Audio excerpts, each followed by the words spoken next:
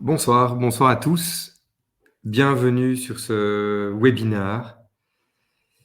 On va commencer tout doucement, Arthur et moi, à vous introduire donc et à vous présenter ce sujet, comment suivre au mieux les loyers de vos locataires.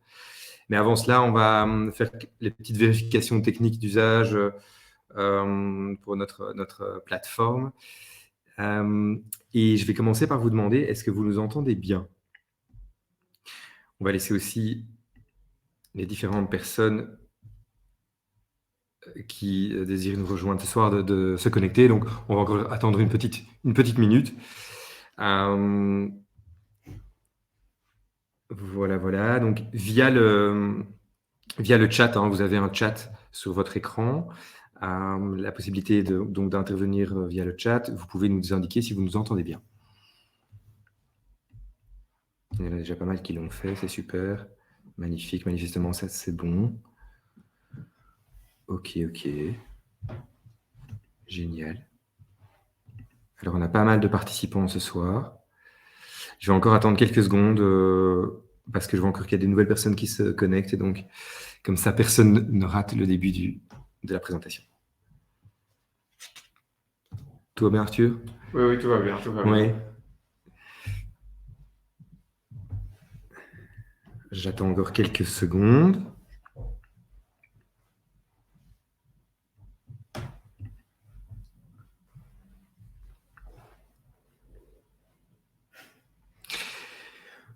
Eh bien, écoutez, il est 17h02, donc on va tout doucement commencer.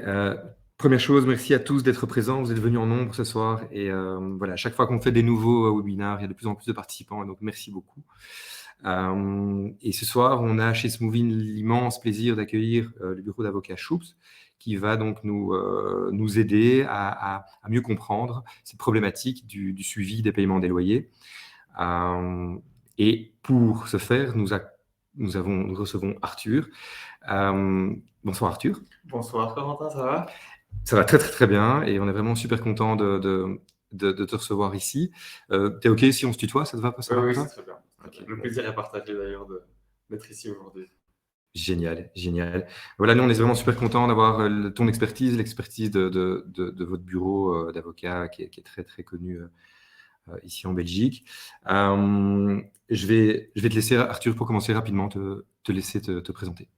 Oui, donc bonjour à tous. Moi, c'est Arthur Grauwels, donc je suis avocat au sein du cabinet Schoops, qui est spécialisé dans tout ce qui touche au droit immobilier principalement. Et personnellement, je suis actif en matière de bail et de droit de la construction. Ok, super. Alors j'avais mal prononcé, j'avais dit Schoops, mais donc c'est bien Schoops. Oui, c'est difficile pour les francophones, mais c'est bien Schoops. Ok, et donc c'est un cabinet plutôt néerlandophone, francophone? Donc c'est un cabinet qui est bilingue. On a un bureau à Bruxelles et un bureau à Anvers, et on est actif dans l'ensemble des tribunaux du pays. Donc tant dans le fin fond de la Wallonie que dans l'extrême nord de la Flandre, on est présent. Ok, super. Bon, moi je suis Corentin et certains d'entre vous me connaissent déjà. Je suis responsable commercial chez Smoovin et donc je suis en contact avec des propriétaires, des gestionnaires immobiliers depuis maintenant 2 ans et demi quotidiennement. Et donc je suis assez familier de ces problématiques relatives à l'immobilier, notamment la question des paiements. Nous est familière et donc je vais essayer aussi de pouvoir apporter un tout petit peu de contenu, mais c'est surtout toi ce soir Arthur on va vraiment essayer de profiter de ton expertise pour pouvoir faire bénéficier de ce contenu-là à toutes les personnes qui ont décidé de nous suivre. Alors, avant de débuter, pour toutes les personnes qui suivent le webinaire, vous avez via la plateforme ici Livestorm que nous utilisons pour nos webinaires la possibilité de poser des questions, d'intervenir sur le chat. Donc, n'hésitez pas, ça se passe en bas à droite de votre écran. Pour les questions, vous utilisez l'onglet questions, mais vous pouvez aussi utiliser l'onglet chat pour les questions. Donc, voilà, c'est pas toujours très clair lequel utiliser. On va regarder les différents onglets, donc allez-y, utilisez-les un maximum. On va essayer que le webinaire soit le plus interactif possible. Donc, on ne peut pas garantir qu'on répondra à toutes les questions, mais posez-les et dans la mesure du possible, on répondra aux questions. Si jamais il y a vraiment des questions auxquelles on n'a pas pu répondre, on essaiera d'y répondre par email dans les jours prochains. Et Tout le monde nous entend toujours bien. J'ai quelqu'un qui dit qu'il n'a plus de son ici. Tout le monde nous entend toujours bien? Apparemment, c'est revenu. C'est revenu. Le son Ok. est dessus. Bien. Effectivement. Tout à fait. Bon, eh bien, on rentre dans le vif du sujet. Et donc, le prochain point ici, et je passe le slide. Et voilà, le slide apparaît. La statistique ici que nous, chez Smoovin, on a pu sortir de nos données, est que, en général, on a 6% des locataires payent leur loyer avec du retard. Et donc, dans 6% des cas, un retard de paiement doit être envoyé. Donc, on voit ici que c'est une problématique très importante pour toutes les personnes qui pensent à l'investissement immobilier. Et donc, nous, sous Smoovin, on constate cette donnée-là. Et donc, ça prouve bien que c'est une donnée centrale.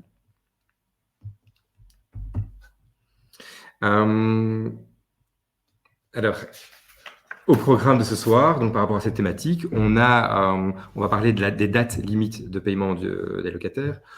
On va aussi se poser la question de comment communiquer avec les locataires, quels moyens de communication utiliser. On va se poser la question aussi, le locataire peut-il ne pas payer son loyer? Quels sont les recours en cas de loyer impayé? Et on va rapidement passer sur la question des assurances loyers impayés aussi pour terminer. Et puis tout à la fin, on aura un débat questions-réponses. Et donc, on va commencer par une petite question qu'on va ici poser ici à tous les participants ici du webinaire. C'est, juste pour se mettre un peu en jambes, c'est quel type de bien immobilier gérez-vous? Vous devriez normalement avoir accès dans l'onglet sondage en bas à droite de l'écran à cette question, donc quel type de bien immobilier gérez-vous? Et donc, je vous laisse répondre à cette question-là ici à tous les participants. Alors, on laisse quelques secondes, mais on a déjà pas mal de réponses. Les gens sont réactifs ce soir. Exactement, Arthur, tu as bien raison. Et donc, je ne sais pas si tout le monde a pu répondre au vote. Pas encore tout le monde, je vais encore laisser quelques instants. Alors, on n'est pas très étonné, Arthur, je ne sais pas ce que tu en penses par les résultats ici. Je ne suis pas très étonné, d'autant qu'effectivement, ici, c'est le résidentiel qui l'emporte pour l'instant. Et de toute façon, il est clair qu'il y a plus de bâtiments de nature résidentielle que de bâtiments de nature commerciale. Donc. Effectivement, c'est juste. Et tiens, toi, Arthur, en ce qui te concerne, tu as une spécialisation ici Donc, je fais davantage du résidentiel, mais quand on fait du bail, en général, on se passionne pour l'ensemble de la matière et on fait également du bail commercial qui est tout aussi intéressant et bien plus complexe au niveau juridique. Donc, on fait un peu de tout. Ici, je vois qu'il y en a aussi qui répondent, qui font du logement étudiant. Ok. Ce qui est un autre type de bail encore complètement différent. Ok, c'est ça dans le chat, c'est ça que tu veux oui, dire, dans le chat. Donc, assez intéressant comme résultat. Ok. Donc voilà, les résultats sont 72%, ici les personnes présentes sont sur du résidentiel. On a 22% qui ont un mix de biens et 6% uniquement qui font principalement des baux commerciaux. Et c'est ce qu'on voit aussi en général assez bien dans ce movie. Ok, on va passer au slide suivant ici. On va encore vous poser une autre question, mais avez-vous déjà eu des locataires qui payèrent leur loyer en retard? Et je vais publier tout de suite la question. Donc, vous pouvez retourner dans l'onglet sondage pour voir cette question. Avez-vous déjà eu des locataires qui payaient leur loyer en retard? Bon, on s'en doutait aussi un peu, Arthur. Bon, il y a retard et retard, ça, on va voir ce soir. Il y a retard et retard, mais c'est dommage pour le souvent quand même, parce que le souvent l'emporte ici. C'est ça. 2 personnes chanceuses qui n'ont jamais eu de retard de paiement. Oui, effectivement. C'est ça. Donc, on a 50% qui indiquent qu'ils ont souvent des retards de paiement, 39% parfois, jamais 11%. Ok, c'est des indications intéressantes pour débuter ce soir. On va directement ici rentrer dans le vif du sujet maintenant. La date limite de paiement du locataire. Alors, celle-ci, comme la plupart des personnes le savent ce soir ici, elle figure dans le bail. On a une date de limite de paiement. Elle peut être à n'importe quel jour du mois. Et donc, Arthur, quelle est la réglementation ici en la matière? À quel moment, lorsqu'on a des retards de paiement, peut-on enclencher une mise en demeure? Alors donc, en règle, il n'y a pas de nombre de rappels minimum à envoyer avant de procéder à la mise en demeure, si ce n'est quand même que pour garder des relations cordiales, on va privilégier le rappel au début et la mise en demeure après un ou deux rappels qui sont demeurés vains ou en tout cas sans les faits escomptés. Il faut quand même savoir que la mise en demeure, ce n'est pas une obligation légale avant d'introduire une procédure judiciaire. Donc, on peut introduire une procédure judiciaire sans avoir fait de mise en demeure préalable. On peut également envoyer une mise en demeure sans avoir fait de rappel préalable. Il n'y a pas vraiment de règles autour de ça. La mise en demeure n'est obligatoire que si on veut exercer des sanctions qui ne sont pas judiciaires. Mais ces sanctions qui sont assez dangereuses à utiliser en matière de bail, je vous conseillerais dans ce cas-là de passer par un expert du domaine ou en tout cas quelqu'un qui connaît ces sanctions assez précisément pour ne pas faire d'erreur. Donc la mise en demeure n'est pas obligatoire, sauf dans certains cas, mais dans ces cas-là, je vous conseille de faire appel à un professionnel. Il y a également une date importante qu'il faut retenir en tant que bailleur, c'est que après 5 ans sans avoir réclamé ses loyers, il y a le mécanisme de la prescription qui va intervenir et donc qui va finalement priver le bailleur du droit de réclamer des loyers. En 5 ans, c'est quand même long, donc normalement, on doit avoir le temps de récupérer ses loyers dans l'intervalle, mais imaginons que vous ayez oublié, vous avez 5 ans, c'est une date qu'il faut bien garder à l'esprit. 5 ans, c'est long, mais parfois, ça passe vite, ça dépend un peu de la manière dont on gère son patrimoine immobilier. Au niveau de la mise en demeure, alors il y a un nouveau code, enfin un nouveau livre du Code civil qui va entrer en application à partir du 1er janvier 2023. Et ce code prévoit une nouveauté au niveau de la mise en demeure, donc qui est mise en lumière sur le slide. Donc ça s'appelle la mise en demeure anticipée. Alors la mise en demeure anticipée, c'est quoi? C'est la possibilité de mettre en demeure son locataire avant même qu'il ne soit réellement en défaut de paiement ou en retard de paiement. Alors, ça fait partie des sanctions un peu particulières avec lesquelles il faut faire attention parce que donc, c'est dans des cas très très limités qu'on va utiliser. Donc, il faut être quasiment certain en tant que bailleur que le preneur ne payera pas. Il ne s'agirait pas de le mettre en demeure tous les 15 du mois pour être certain qu'il paye son loyer à la fin. La mise en demeure anticipée, elle doit vraiment être utilisée quand on sait qu'il ne payera pas. Par exemple, vous avez eu vent du fait que des huissiers étaient venus chez votre locataire et donc vous comprenez qu'il y a des problèmes d'argent. Alors là, à ce moment-là, peut-être qu'effectivement, la mise en demeure anticipée sera intéressante. Est-ce que, pardon Arthur de t'interrompre, par Oui. rapport à cette mise en demeure anticipée, ce serait plutôt dans le cadre de baux commerciaux, de baux de bureaux, de baux civils ou pas forcément? C'est applicable dans tous les types de baux, même si elle se conçoit plus au niveau du bail commercial, étant donné que là, on a des indications qui sont disponibles pour tous pour connaître la solvabilité du preneur quand c'est une société. Donc au niveau des comptes qui sont publiés, etc., ou sur le site Compagnie Web qui donne de très bonnes informations par rapport à la solvabilité des entreprises. Donc c'est applicable pour tous, mais on l'utilisera, à mon avis, plus dans le bail commercial. Après, ici, la loi n'est toujours pas entrée en vigueur, donc j'en ai pas encore rédigé une. Mais le jour où j'en rédigerai une, je me rappellerai du séminaire et ce sera bien sympa. Alors, autre petite chose à préciser pour les mises en demeure, et c'est la dernière chose sur laquelle je reviendrai. Donc, la mise en demeure adressée par une entreprise à un consommateur. Donc, si vous gérez vos biens via une société, que ce soit du résidentiel ou du bail commercial, et que le locataire n'est pas une entreprise, donc n'utilise pas le bien dans un but économique, alors lorsque vous faites une mise en demeure, il y a une loi particulière qui s'applique et qui impose une série de données qui doivent être contenues dans la mise en demeure. Et en plus de ça, elle impose que la mise en demeure doit prévoir un délai de 15 jours en dehors lequel le locataire peut payer du coup son loyer en retard. Donc ça laisse un peu plus de marge de manœuvre pour le locataire, histoire qu'il ne se fasse pas, enfin s'il a trop de dettes, il lui reste quand même un délai de 15 jours pour s'arranger. Cette imposition de délai de 15 jours n'existe pas entre deux consommateurs ou entre deux entreprises, ou alors même si vous êtes bailleur à titre privé et que le locataire est une entreprise. Ok, Ok, super intéressant, Arthur. Mais je pense qu'on reviendra de toute façon sur ces questions de mise en Oui, oui, à demeure, mon avis. etc., par la suite. Notamment dans le prochain sujet ici qu'on va aborder, c'est la question des communications, hein. Comment rappeler au locataire de payer son loyer en cas de retard. Et donc ici, on va refaire, on va faire de nouveau ici une enquête pour introduire ce sujet-ci. On voit qu'on propose donc différents moyens voilà, il y a différents moyens de communication. Le téléphone, WhatsApp, SMS, email, recommandé, ou je ne le fais pas. Donc, vous avez maintenant sur l'onglet sondage en bas à droite de l'écran la possibilité de répondre au sondage. Et on va aborder ce sujet-là tout de suite. Donc, nous vous laissons un peu de temps pour répondre à ce sondage.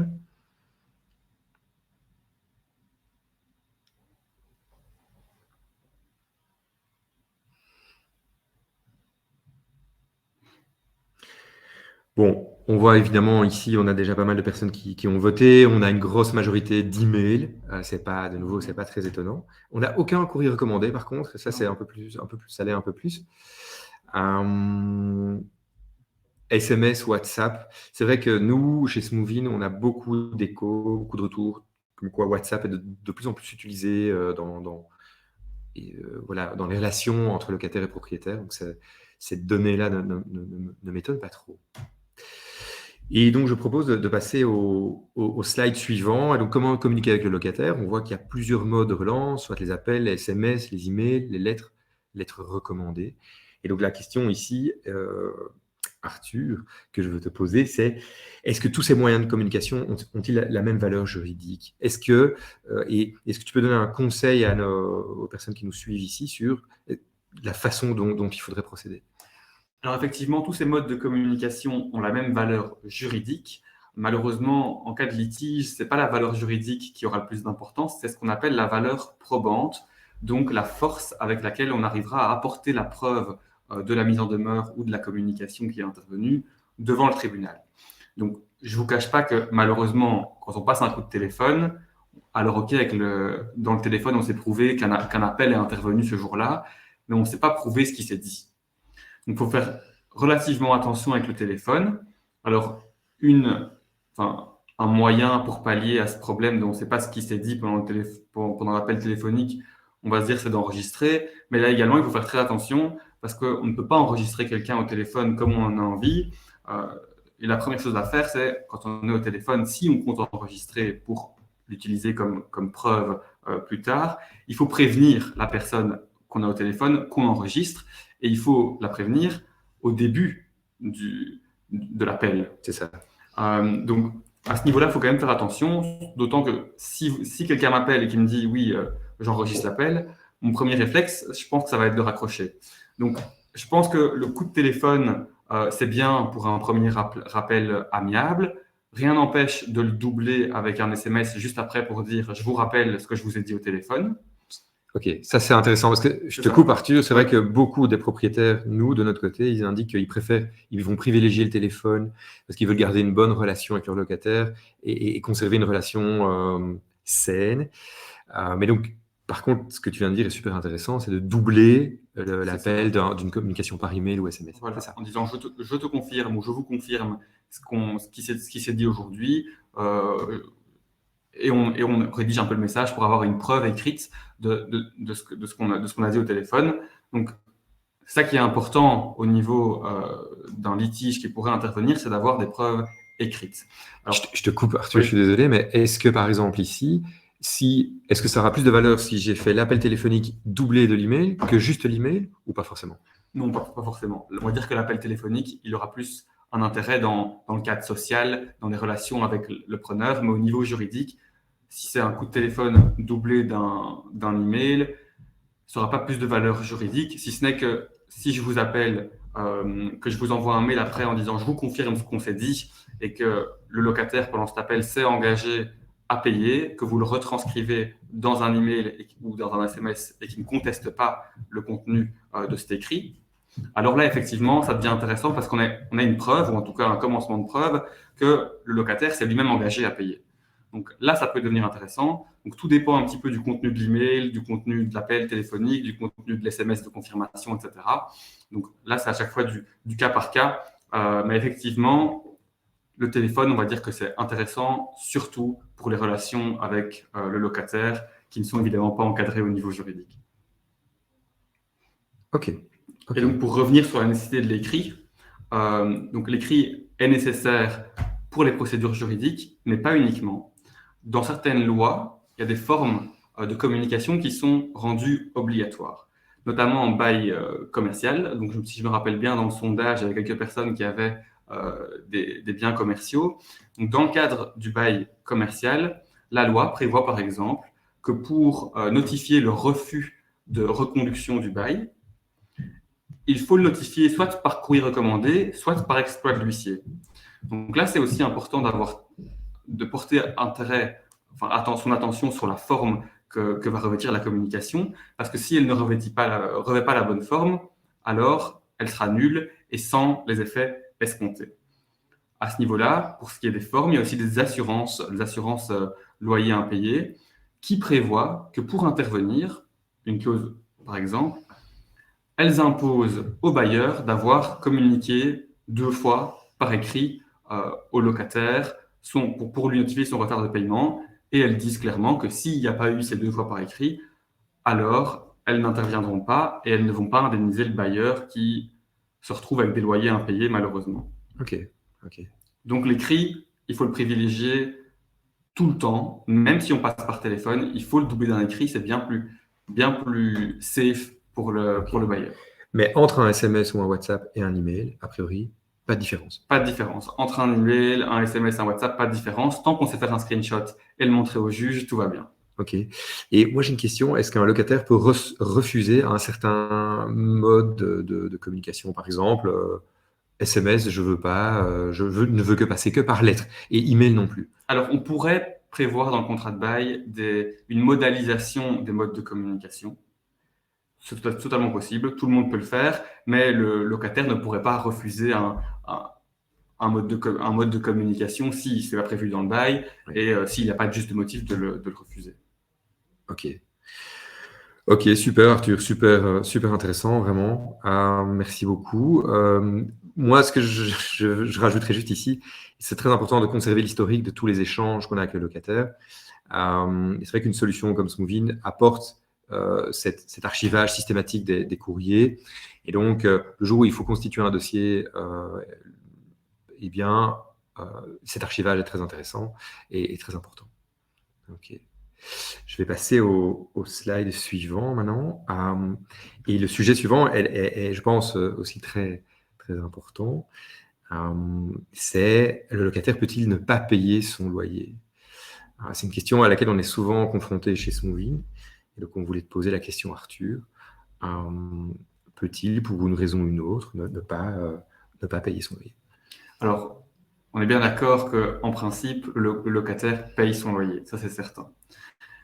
Mais il existe des situations où effectivement, le locataire peut être exonéré partiellement ou très rarement totalement de son obligation de payer les loyers.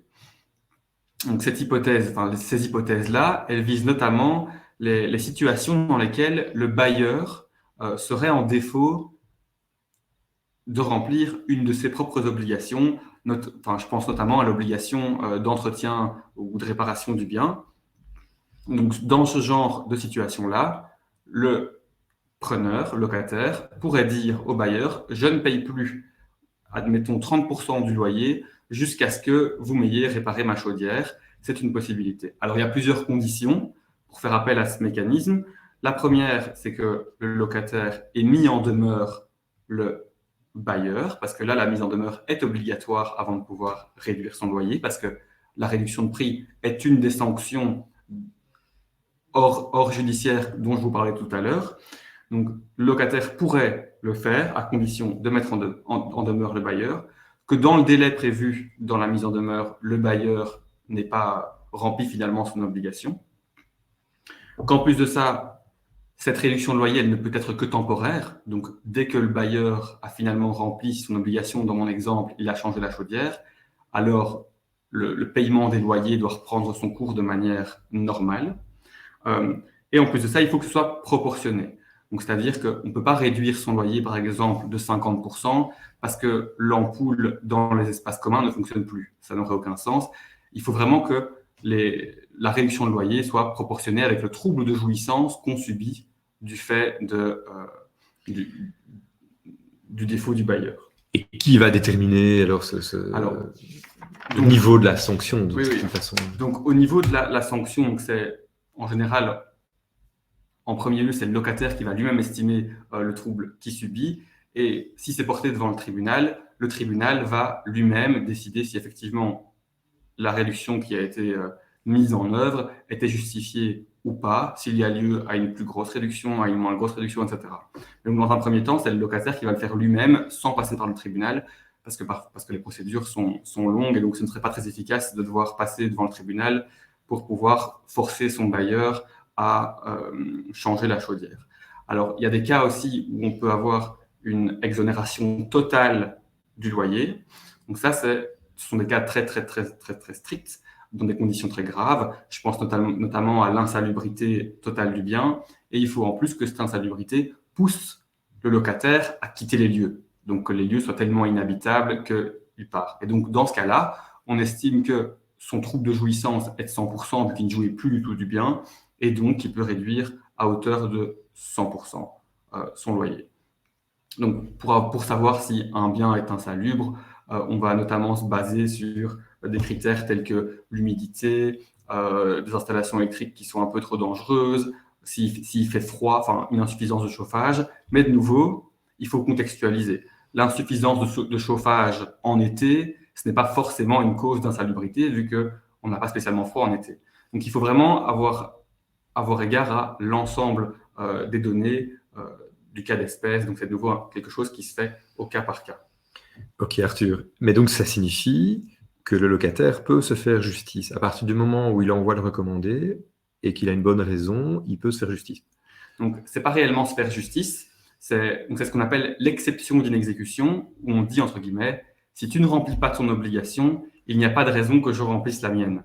Donc c'est dans cet ordre d'idée-là, mais clairement, si c'est injustifié, il finira par payer en allant devant le juge, comme si c'était un vulgaire retard de paiement. Ok, super, super Arthur. Je ne sais pas si quelqu'un a une question par rapport à ce qui vient d'être dit. On n'a pas encore eu trop de questions ici sur le chat, n'hésitez pas. Monsieur Jean, ici, il n'y a aussi qu'une réponse possible à la question comment communiquer avec le locataire, ce qui biaise un peu la réponse. Je vois toutes les réponses. Oui. Dans le sondage, il y a peut-être eu un problème sur l'ordinateur de monsieur. Effectivement, il y avait plusieurs suggestions de réponses dans le sondage.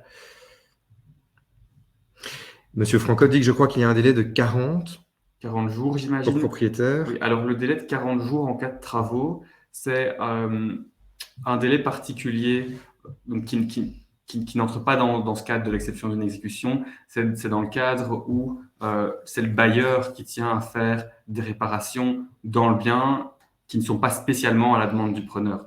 Donc, les 40 jours, c'est une hypothèse à part et ça n'entre pas dans le cadre ici de la discussion sur le retard de paiement.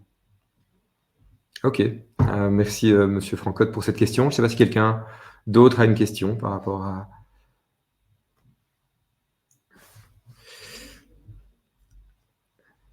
Donc, comme je le disais, ici je vois que on me pose la question, le locataire peut-il ne pas payer son loyer? Donc, non, il doit payer son loyer, sauf dans des cas très précis, lorsque le bailleur demeure lui-même en défaut de remplir ses propres obligations. Oui, c'est possible dans plein de cas. Il n'y a pas que la chaudière, il n'y a pas que l'humidité. Ça peut être tout ce qu'on considère comme un trouble de jouissance. La douche qui ne fonctionne plus, ça peut aussi être un motif pour réduire son loyer. Mais si c'est juste la douche, peut-être pas à hauteur de 30%, peut-être à hauteur de 25%. Mais bon.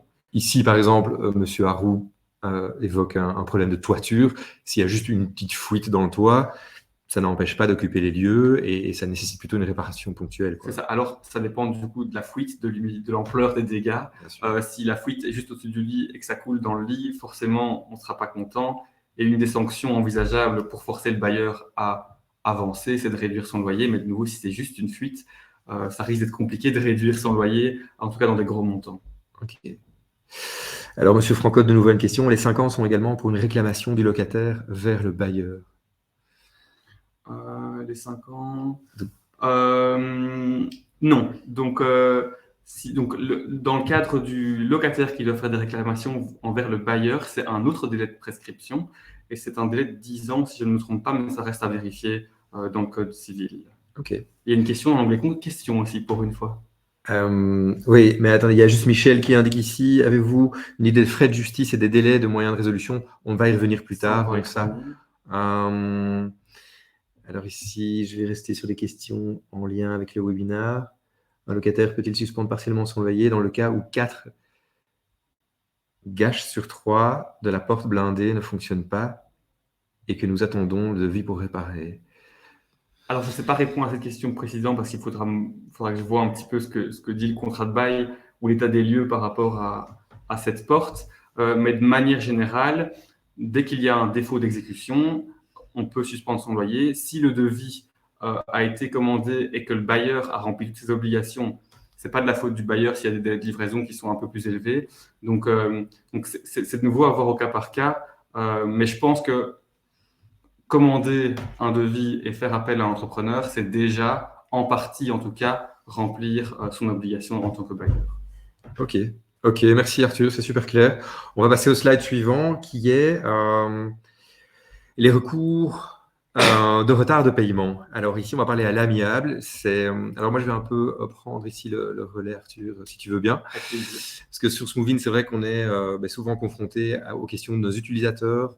Voilà, ils sont confrontés à des situations où les locataires leur demandent des réductions de loyer, des gratuités de loyer. Et aussi des situations où les locataires ont des gros retards de paiement. Ils nous demandent un peu comment on peut les aider à solutionner leurs problématiques. Alors, le premier point ici, c'est proposer une gratuité ou une réduction. Ça, c'est des éléments qu'on va plutôt retrouver dans les baux commerciaux, hein, quand un bail commercial est discuté et négocié entre un commerçant et un bailleur. Eh bien, il va y avoir la possibilité pour le commerçant de négocier une période de gratuité, plusieurs mois de gratuité au démarrage du bail, ou des périodes de réduction aussi. Donc, on va avoir des loyers réduits pendant plusieurs mois, voire plusieurs années. Donc ça, c'est des choses qu'on voit fréquemment pour les baux commerciaux et les baux civils et les baux de bureau. Maintenant, pendant la période Covid, on a vu apparaître toute une série de pratiques qui n'existaient pas forcément avant. Et donc, des bailleurs ont été amenés à octroyer des réductions ou des périodes de gratuité à des locataires aussi. Donc, ça s'est étendu à d'autres domaines que juste les baux commerciaux. Ça, c'était vraiment lié à la période Covid. Là, je vais passer maintenant au point 2, proposer un plan d'appurement. C'est aussi des choses qu'on a beaucoup vues pendant la période Covid. Et donc, c'est la possibilité de répartir une dette d'un locataire sur plusieurs mois. Et donc, dans Smoovin, on avait la possibilité donc, de prendre une dette et de créer un plan d'appurement sur plusieurs mois, ce qui va permettre au locataire d'un peu respirer et de pouvoir étaler sa dette sur plusieurs mois. On a aussi la possibilité d'une procédure de conciliation qui n'est pas une procédure en justice. Et donc ici, Arthur, je me tourne vers toi. Qu'est-ce qu'une procédure de conciliation? Est-ce qu'on peut parler ici de procédure à l'amiable? Donc, il y a plusieurs types de procédures de conciliation, mais en matière de bail, celle qui est la plus utilisée, c'est la procédure de conciliation devant le juge de paix. Donc, effectivement, c'est une procédure de résolution de conflit amiable, mais qui se passe devant un organe judiciaire, à savoir le juge de paix. Donc cette procédure, elle a l'avantage d'être gratuite, premièrement, ce qui est assez intéressant, mais en plus de ne pas nécessiter la présence d'un avocat. Donc n'importe qui peut introduire une requête devant le juge de paix pour convoquer son locataire en conciliation. Alors, ça a aussi l'avantage d'interrompre la prescription. Donc, ce délai de 5 ans dont on parlait tout à l'heure, on peut l'interrompre et le faire redémarrer à zéro, notamment par l'introduction de ce genre de procédure en conciliation devant le juge de paix. À la fin de la procédure de conciliation, donc, le juge de paix aura deux solutions. Soit constater qu'il n'y a pas de conciliation et donc faire un procès verbal de non-conciliation et chaque partie reprend ses droits pour pouvoir poursuivre une action en justice, ou soit acter l'accord qui est intervenu. Et là, ce qui est intéressant, c'est que l'accord sera consacré dans un acte du pouvoir judiciaire et donc pourra être exécuté par un huissier de justice, notamment par voie de saisie, si le locataire, malgré le fait qu'il a promis de payer son loyer, ne l'a pas fait. Avec la conciliation, on aura un acte équivalent à un jugement. Donc, il faut vraiment que les deux parties soient d'accord à la fin de cette procédure. On est d'accord? Oui, pour avoir un... Donc, si on n'est pas d'accord, malheureusement, le juge ne prendra pas de décision à ce moment-là et il faudra faire une nouvelle procédure, une procédure juridictionnelle pour que le juge tranche les questions qui lui sont soumises. Ok. On a une question ici de Monique. Peut-être qu'on y reviendra par après, mais avant de recourir au juge de paix, doit-on faire appel à un huissier? Est-ce qu'on va y revenir sur le... On y reviendra après. Ok, parfait. Donc, justement, on va passer au slide suivant, hein. Voilà, maintenant ici vraiment, en cas de retard de paiement, le recours judiciaire. Et donc, qu'est-ce que tu peux nous dire ici? La procédure de conciliation n'a pas fonctionné, admettons. Voilà. Soit elle n'a pas fonctionné, soit le locataire ou le propriétaire n'ont pas respecté les engagements de la procédure dont tu viens de parler. Qu'est-ce qui se passe alors? Et donc voilà, pour Monique, on va directement attaquer sur le mode d'introduction de la procédure. Donc il y a deux choix. Celle dont parle Monique, faire appel à un huissier de justice et introduire une citation à comparaître. Ou alors, en matière de bail, on peut enclencher la procédure au moyen d'une requête écrite déposée au greffe. Alors, la différence entre les deux, c'est surtout le prix. La requête écrite, elle coûte plus ou moins 22 €, je pense, de l'introduire, alors qu'une citation, ça dépend du nombre de pages, et en dessous de 100 €, c'est relativement rare. Donc là, c'est vraiment le prix qui est différent. Malheureusement, on ne peut pas toujours faire appel à une requête, sinon ce serait trop beau. Donc, notamment lorsque notre locataire, par exemple, n'a pas de domicile en Belgique, alors on ne peut pas faire par requête, ou dans d'autres cas plus ou moins similaires, si on fait du bail étudiant et que l'étudiant en question est un étranger qui n'a pas de domicile même dans l'Union européenne, alors effectivement, la citation sera obligatoire pour pouvoir enclencher la procédure. Donc, ce que moi je conseillerais, c'est de privilégier la requête lorsque c'est possible, et si ce n'est pas possible, alors on se replie sur la citation. On peut faire ça par email ou il faut se déplacer? La requête, on peut la déposer via e-deposit. Maintenant, je ne sais pas si les particuliers y ont accès ou si seulement les avocats. Oui, on me dit à l'oreillette que les particuliers y ont également accès. Donc, on peut le faire par e-deposit. C'est un programme mis en place par le SPF Justice, je pense, qui permet de déposer les documents qu'on veut déposer au tribunal. Si c'est plus facile pour vous, vous pouvez aussi vous déplacer, aller sur place, et comme ça, vous avez un peu un contact avec le greffe qui pourra peut-être vous expliquer la suite de la procédure également. Je vois qu'on dit aussi ici qu'il existe sur le site de la justice des requêtes prêtes à compléter puis envoyées par e-deposit. Voilà. Donc, il y a des espèces de formulaires qui existent où vous complétez avec votre date de bail, etc., le nombre de loyers impayés, enfin tout ce que vous voulez compléter, et vous déposez via e-deposit, et l'affaire sera directement prise en charge par la justice de paix. Alors, la justice de paix compétente, ça c'est quelque chose qui est assez important et sur lequel on peut facilement se tromper, c'est la justice de paix dans le ressort de laquelle se trouve l'immeuble. Donc, un immeuble, enfin, s'il y a un bail qui porte sur un immeuble à XL, ce sera le juge de paix de XL qui sera compétent. Okay. Donc ça, c'est assez important. Il faut vraiment faire attention à cette compétence parce que si on introduit une requête soi-même sans avoir vérifié au préalable la compétence territoriale du tribunal, on peut se voir débouté par le juge et avoir perdu du temps, de l'argent et des loyers parce que pendant ce temps-là, le locataire n'aura peut-être pas payé ses loyers. Le juge, donc quand on va devant le juge, il y a plusieurs possibilités, on peut demander plusieurs choses. Quand on est simplement dans le cadre du retard de paiement, ce qu'on va demander en priorité, c'est forcément le paiement des loyers, ça c'est certain, et des loyers qui seront impayés, le juge conviendra le locataire à les payer. Si le juge est clément, il pourra lui octroyer d'autorité un plan d'appurement lui-même, comme on a parlé dans les démarches amiables, le juge pourrait également octroyer un plan d'appurement directement au locataire.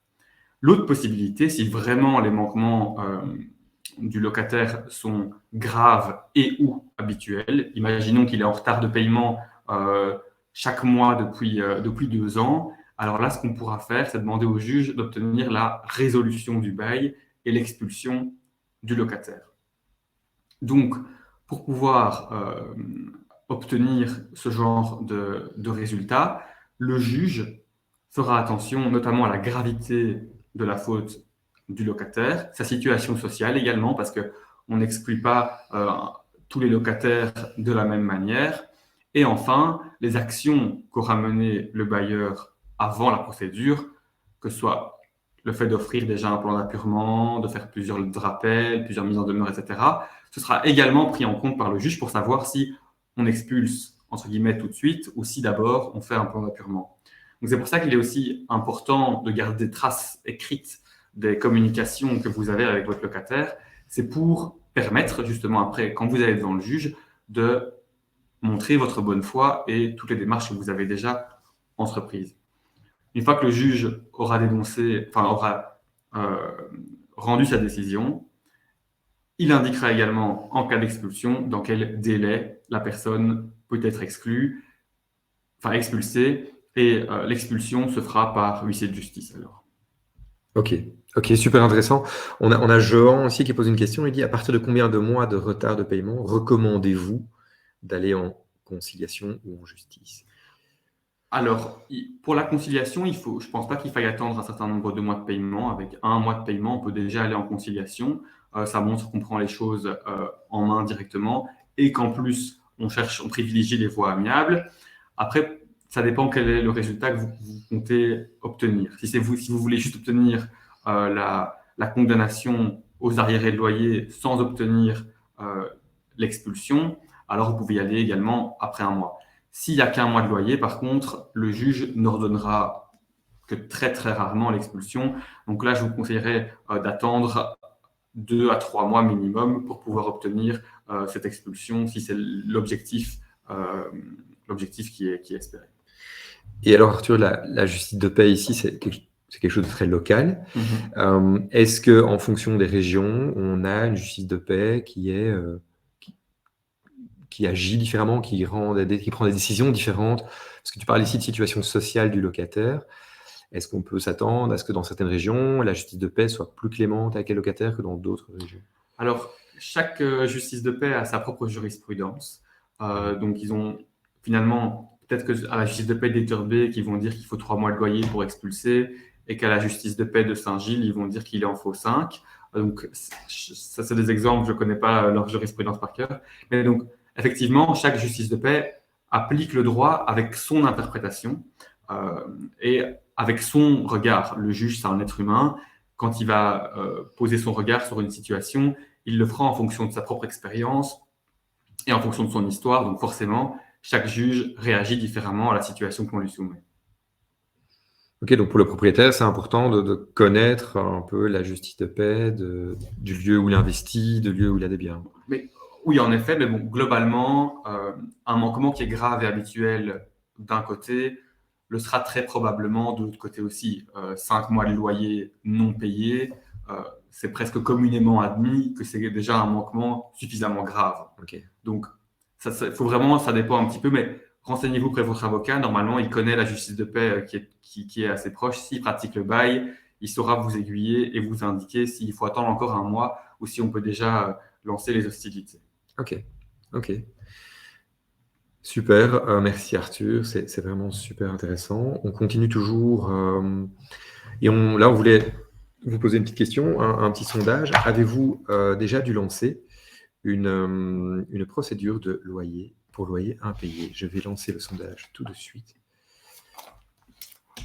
Voilà, donc je vous rappelle en bas à droite de l'écran, dans l'onglet sondage, vous avez la possibilité de... Avez-vous déjà dû lancer une procédure en justice pour loyer impayé? Alors, on va encore attendre un petit peu. On a eu 12 votes pour le moment.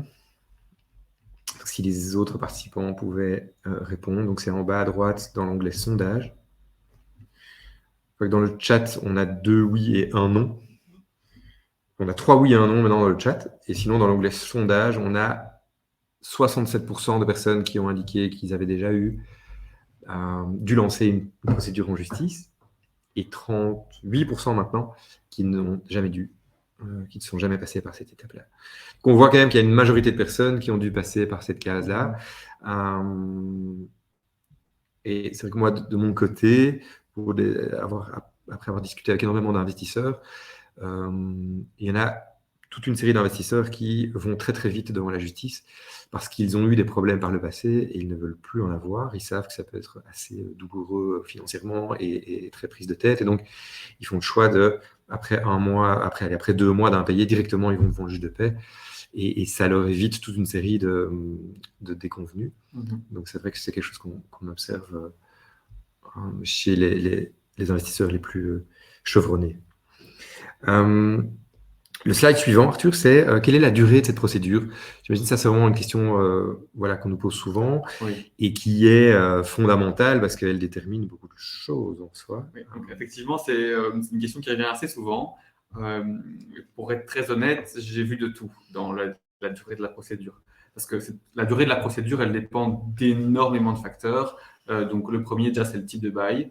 Un bail de résidence principale ou un bail commercial, les durées moyennes ne sont pas les mêmes. Ça dépend du fait qu'il y a des avocats ou pas d'avocats. Quel sera le plus long? Ça sera le plus long, commercial plutôt? Le plus long, c'est plusieurs années. Oui, je pense qu'en commercial, les débats en général sont plus compliqués, plus complexes. Et donc, ça allonge également la procédure parce qu'il y aura des échanges de conclusions, il y aura des débats. Donc, effectivement, le bail commercial, je pense, induit des procédures qui sont de nature plus longue parce que les enjeux et les loyers sont également en général plus conséquents. Donc, les parties prennent davantage le temps de débattre, d'exposer leurs arguments. Mais une procédure peut aller très vite aussi. J'ai déjà vu des procédures qui se sont terminées en 2 mois, comme j'en ai vu qui se terminaient en 1 an, voire 1 an et demi. Puis il faut aussi se poser la question, est-ce qu'on ira en appel ou pas? S'il y a une procédure d'appel, la procédure est de nouveau allongée. Donc il y a énormément de facteurs qui doivent peser dans la balance. Ce que je vous conseille de faire, c'est de poser la question à votre avocat au cas par cas, parce qu'il pourra vous dire clairement en fonction de votre dossier, de votre contrat de bail, de la justice de paix qui est compétente, si ça prendra du temps ou pas, parce qu'effectivement, il y a des justices de paix qui sont plus débordées que d'autres. Donc, au niveau de la durée, malheureusement, j'adorerais pouvoir vous donner une durée type, et malheureusement, c'est beaucoup trop compliqué pour le droit du bail. Ok. C'est moins d'1 an ou plus d'1 an, tu dirais? Je dirais qu'en matière de bail de résidence principale, en général, c'est moins d'1 an. Ok, en général, c'est moins d'1 an. Bon, donc mieux vaut éviter évidemment ces situations-là. Et niveau budget, voilà, à quoi faut-il s'attendre? Alors ça, c'est la deuxième question. Non, je mens. C'est la première question, elle vient même avant la durée en général. Okay. Donc le budget, c'est une question qui est très très importante parce que quand on engage une procédure, il faut savoir se demander est-ce que finalement c'est dans mon intérêt au niveau financier, parce que quand on fait de l'investissement en matière de bail, c'est souvent un choix économique et un choix financier, et donc il faut pouvoir faire la mise en balance des intérêts. Donc ici, de nouveau, le budget, il dépend également d'un nombre de facteurs immenses. Donc déjà, premièrement, la longueur de la procédure. Une procédure qui est plus complexe demandera plus d'échanges, de conclusions, et donc engagera plus de frais de procédure, et notamment au niveau des honoraires de l'avocat. Mais il y a également des questions comme est-ce que vous avez gagné ou non la procédure? Parce que si vous l'avez gagné, le tribunal vous octroiera, si vous avez fait un appel à un avocat, une indemnité de procédure qui viendra couvrir totalement ou en partie les frais que vous avez engagés. Si vous avez passé par la citation et pas par la requête, c'est de nouveau des frais qui sont différents. Si la procédure arrive en appel, j'ai envie de dire c'est reparti pour un tour, et donc de nouveau ça coûte un peu plus cher. Et puis si vous avez dû faire une expertise par exemple, pour voir si la chaudière a été cassée à cause du locataire ou à cause de son ancienneté, de nouveau c'est des coûts en plus. Donc ce que je vous conseille de faire une nouvelle fois, c'est de demander à votre avocat au début du dossier qu'il vous fournisse premièrement ses honoraires et deuxièmement surtout une estimation du budget que représentera la procédure. Alors malheureusement, ces estimations, elles peuvent très vite varier. L'estimation qu'on donne au début sera peut-être pas le résultat à la fin parce qu'il y aura eu des complexifications pendant le litige qu'on n'a pas su prévoir au début. Mais de manière globale, il y a moyen quand même d'estimer à la grosse louche les frais qui vont être engagés. Et puis, il y a également des avocats qui font des tarifs forfaitaires en matière de bail. Alors, c'est assez rare, mais c'est possible. Et au moins, avec un forfait, vous savez combien ça va vous coûter. Ok, merci Arthur pour ce point. Et donc, voilà, on en restera à ce moment-là. Il faut demander une estimation à un avocat, c'est la meilleure chose à faire. Parfait. Et donc, pour éviter d'en arriver là, les assurances loyers impayés existent. Et donc, on voulait commencer par vous poser la question ici, et donc je vais lancer un nouveau sondage. Avez-vous une assurance loyer impayé, ou en tout cas, en avez-vous déjà utilisé par le passé? Et je vais lancer le sondage tout de suite.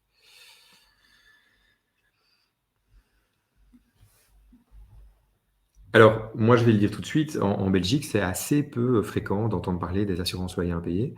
On est présent sur le marché français Smoovin depuis bientôt 2 ans. On en a un peu plus entendu parler de ce côté-là. Mais en Belgique, c'est peu fréquent. Et on le voit ici, le sondage, on a 86% des personnes qui n'ont jamais utilisé d'assurance loyer impayé. Je vais déjà passer au slide suivant ici. Donc, si oui, a-t-elle déjà été utile? Et donc, c'est vrai que pour quelques personnes qui ont répondu oui, est-ce que, et je vais lancer le sondage tout de suite, est-ce que ça a été utile ou pas? Je lance le sondage à l'instant.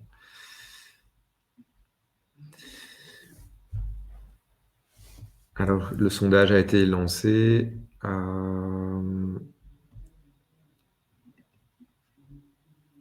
Non, mais donc voilà, manifestement, ça n'a pas eu. Donc on a 100% des personnes qui ont dit ici que ça n'avait pas été très utile. Alors peut-être un point sur ces assurances loyers impayées rapidement. Donc l'assurance loyer impayé va pouvoir rembourser jusqu'à 12 mois de loyer impayé. Et en plus, elle remboursera qu'une partie du loyer parce que c'est la compagnie d'assurance en fait qui va déterminer un loyer maximum en fonction de la région où se trouve le bâtiment et en fonction de l'état donc du lieu et du type de bâtiment dont il s'agit. Donc déjà, ici, il y a une contrainte qui est apportée par les compagnies d'assurance. Alors, le coût va tourner autour de 3 à 5% du loyer annuel. Donc ça, c'est une assurance donc, qui a un certain coût. Et d'autres contraintes sont en général demandées par les compagnies d'assurance. La solvabilité du locataire va devoir être prouvée en amont, donc avant la signature du bail et avant le fait de contracter l'assurance, il faudra pouvoir prouver la solvabilité du locataire. L'assurance devra être contractée avant le début du bail.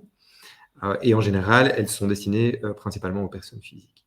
On voit qu'il y a toute une série de contraintes qui sont mises en place par les compagnies d'assurance et qui font qu'en général, ces assurances sont peu utilisées en Belgique. Nous, on en entend très, très peu parler. Quelques agences immobilières vont le proposer dans le cadre de la gestion locative, mais c'est vraiment de nouveau peu fréquent. Donc voilà, ça c'était ce mot par rapport aux assurances loyers impayés qui sont manifestement pas une vraie solution. Et donc nous, notre hypothèse chez Smoovin, c'est que pour éviter ce genre de situation, de procédure en justice, eh bien, il faut absolument éviter les retards de paiement ou en tout cas agir au mieux quand ils arrivent. Et donc, comme vous le savez probablement, Smoovin a mis en place toute une série de techniques et de fonctionnalités qui vont permettre aux utilisateurs de suivre quotidiennement et de façon automatisée le suivi des paiements des loyers grâce à une connexion entre la plateforme Smoovin et les comptes bancaires qui perçoivent les loyers. On va avoir donc systématiquement, en cas de retard de paiement, une alerte qui va permettre au gestionnaire d'envoyer un courrier à un locataire, d'envoyer un courrier au locataire par email, par SMS, par lettre ou par lettre recommandée. Et donc, toute cette systématisation des envois et de rappel de paiement au locataire vont permettre de constituer un dossier. Et donc, le cas échéant, on pourra utiliser ce dossier, comme Arthur nous l'a très bien expliqué, dans le cadre d'une procédure judiciaire. Donc ça, c'était un peu pour la partie Smoovin et comment on propose d'aider les propriétaires à gérer leur patrimoine.